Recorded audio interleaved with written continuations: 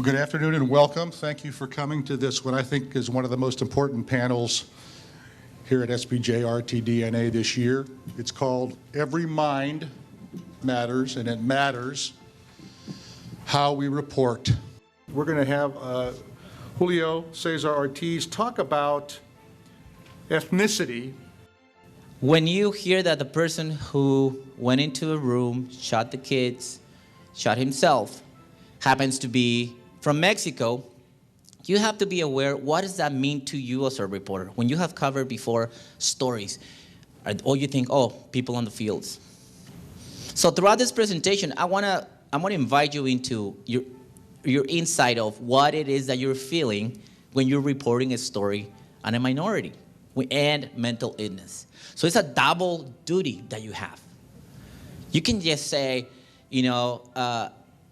a diagnosis without considering the culture that was used to be diagnosis. So you got to think of, what is my television and audience and structure? Why am I reporting like I am reporting about this ethnicity? Is it all Anglo-Saxons, English-speaking audience, or am I sending this information out to people who are bilingual or who are just recent immigrants? And also, there's a correlation between the cultural competence and accurate mental health reporting with minorities. Let me explain to you why. That's not me. Oh, is that? Do you add that? Oh, wow. I like it. Yeah. So what is cultural competence? Again, cultural competence when it comes to mental health. It is the willingness to adapt or adjust the way one works to take into consideration cultural differences. So here's the reporter and storytelling.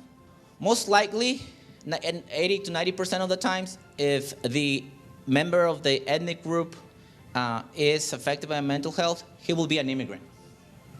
So the immigration or refugee status is important. The reason for immigration, the acculturation and stress related to acculturation, like who has not seen the day laborers in front of Home Depot. Sometimes they stand there for 7 days and no work. There's somebody at home waiting for some food.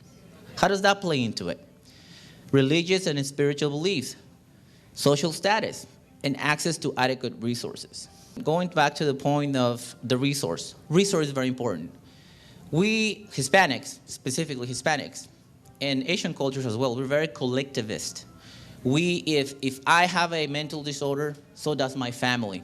So you show up to a story, so in the aunt or the brother will say, yeah, he has schizophrenia, and somebody else will say, yes, he did this. That's not enough to report it.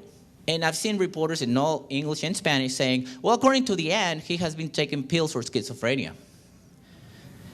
The person that said that was not a doctor.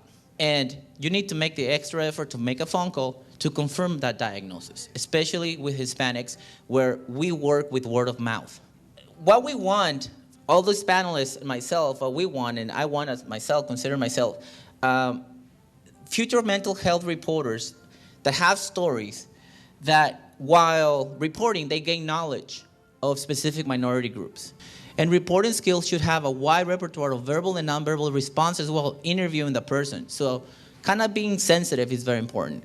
And finally, understand that a reporter cannot assume a universalist approach that every disease applies the same to every single member of our community. And most important, practice non-maleficence, which means first, do no harm. If the story is not complete, do no harm, don't air it, just like a therapist will not diagnose wrongfully somebody if they know they still need to do some exploration. So, thank you.